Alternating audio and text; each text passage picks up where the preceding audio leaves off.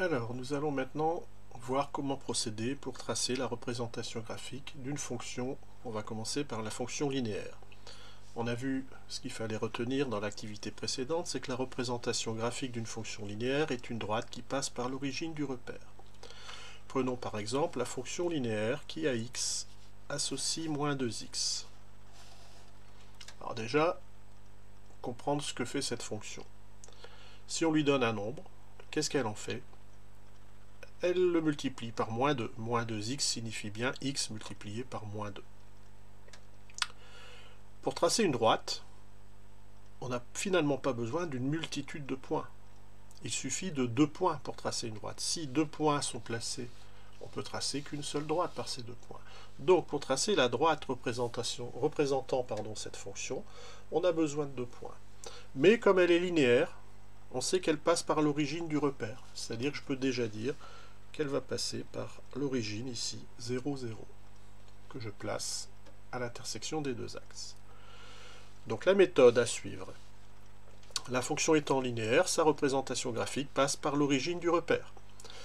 C'est-à-dire, si x vaut 0, je fais un petit tableau de valeurs, les valeurs de x en haut, en dessous, les images de x par la fonction f, qui va donc correspondre aux abscisses et ordonnées. Le x est en abscisse ici. Et en ordonnée, c'est l'image de x par cette fonction, c'est-à-dire ici f de x. Si x vaut 0, f de x vaut 0, en effet, si je prends x égale 0, en multipliant 0 par moins 2 fois 0, ça fait bien 0. Donc la droite passe par le point 0, 0, ce que nous avons déjà placé ici, l'origine du repère. Il vous faut donc un deuxième point. Pour ça, c'est à vous de choisir une valeur de x, n'importe laquelle. N'importe laquelle, certes, mais il faut rester dans le cadre. Si vous prenez par exemple x égale 4, vous allez multiplier par moins 2, le 4, 4 fois moins 2, moins 8. Or, moins 8, on doit le placer sur l'axe ordonné, on n'a pas la place pour le faire. Donc il faut choisir quand même une valeur qui permet de placer le point. Prenons par exemple 2. Mais encore une fois, vous avez le droit de choisir une autre valeur que la mienne.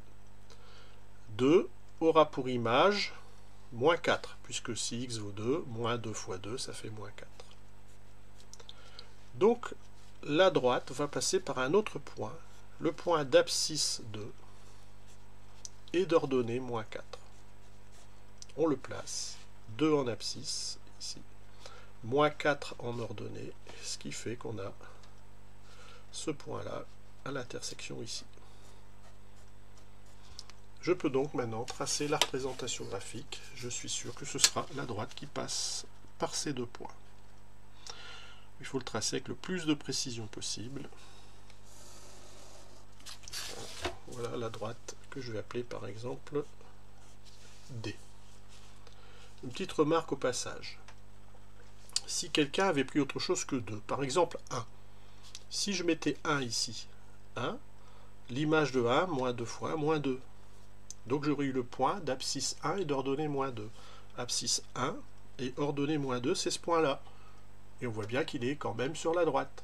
Donc même si on n'a pas pris la même valeur de x, on n'aura bien sûr pas la même image, mais on aura un autre point, mais qui sera également sur cette droite.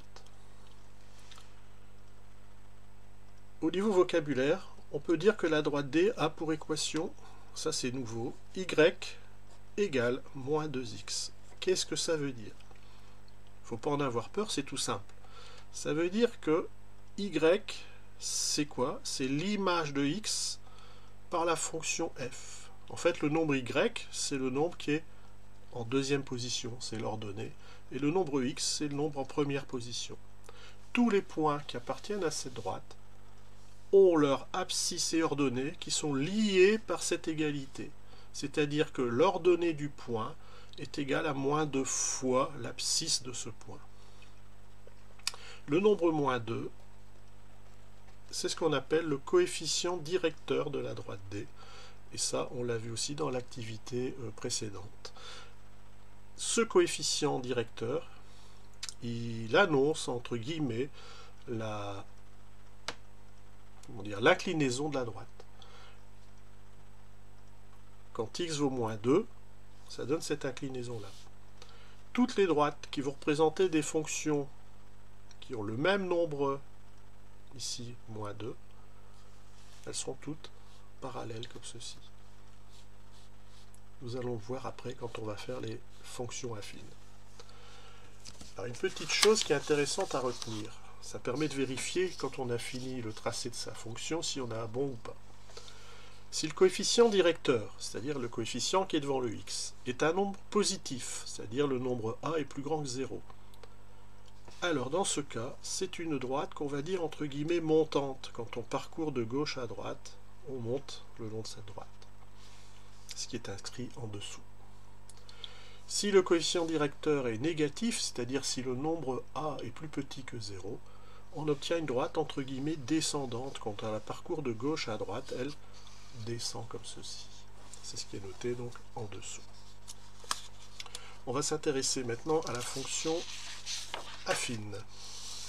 Donc on a vu dans l'activité précédente que la fonction affine avait pour représentation graphique une droite, tout simplement une droite qui ne passe pas par l'origine. Prenons un exemple de fonction affine. La fonction f qui à x associe moins 2x plus 3. Déjà comprendre ce que fait cette fonction.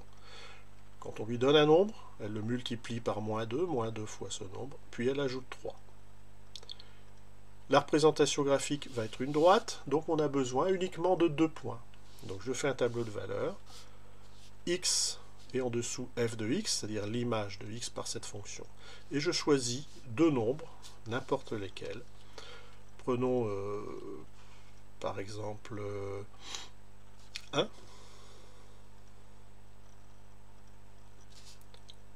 Quelle va être l'ordonnée, quelle va être l'image de 1 par cette fonction? Moins 2 fois 1 plus 3. Moins 2 fois 1 plus 3, ce qui fait moins 2 plus 3, c'est-à-dire 1. Là, on a l'abscisse, je rappelle qu'ici c'est l'abscisse, et qu'en dessous c'est l'ordonnée. L'abscisse et l'ordonnée sont égales à 1 toutes les deux. Donc on obtient 2 points. Le premier point d'abscisse 1 et d'ordonnée 1, on le place sur la droite. Abscisse 1, ordonnée 1. Alors là, on ne peut pas se tromper, puisque l'abscisse et l'ordonnée, c'est la même. Choisissons une autre valeur de x, celle que l'on veut. Par exemple 2. On prend celle qu'on veut, mais il faut rester, encore une fois, dans le cadre. Hein. Si on n'a pas la place pour placer de points, il faut changer de valeur. Ici, je prends 2, je calcule l'image de 2. C'est quand x vaut 2, moins 2 fois 2, moins 4 plus 3, moins 1. L'image de 2, c'est moins 1. Ce qui donne un point d'abscisse 2 et d'ordonnée moins 1.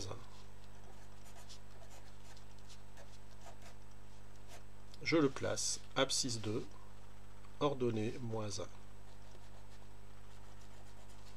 Et je trace la droite passant par ces deux points. Il faut tracer le plus précisément possible. Et je rappelle une petite chose, on avait vu dans l'activité précédente que le nombre plus 3 s'appelle en fait l'ordonnée à l'origine. C'est le nombre où la droite va couper l'axe des ordonnées. Et on remarque ici en effet, quand je trace, elle va couper ici en 3. Donc je trace bien cette droite, ça passe par 3. Sur l'axe des ordonnées. Voilà la représentation graphique de la fonction affine. Je vais l'appeler par exemple la droite D. Le vocabulaire, dont on a déjà un peu parlé, on fait le bilan maintenant. La droite D, on dit qu'elle a pour équation, cette fois-ci, y égale moins 2x plus 3. Qu'est-ce que ça veut dire, l'équation d'une droite? C'est pas compliqué. L'équation d'une droite dit y, c'est toujours l'ordonnée. Y, ça s'appelle aussi y. L'ordonnée est égale à moins 2 fois x, c'est-à-dire moins 2 fois l'abscisse plus 3. Si M est un point qui est sur cette droite, et si on note x son abscisse et y son ordonnée, si la droite elle représente la fonction f qui à x associe moins 2x plus 3, je peux affirmer que y est égal à moins 2 fois x plus 3, tout simplement. Ça veut dire que n'importe quel point de cette droite aura toujours son ordonnée qui sera égale à moins 2 fois l'abscisse plus 3. Voilà pour notre exemple. Généralisons, c'est-à-dire Une fonction affine est toujours de la forme à x, j'associe ax plus b.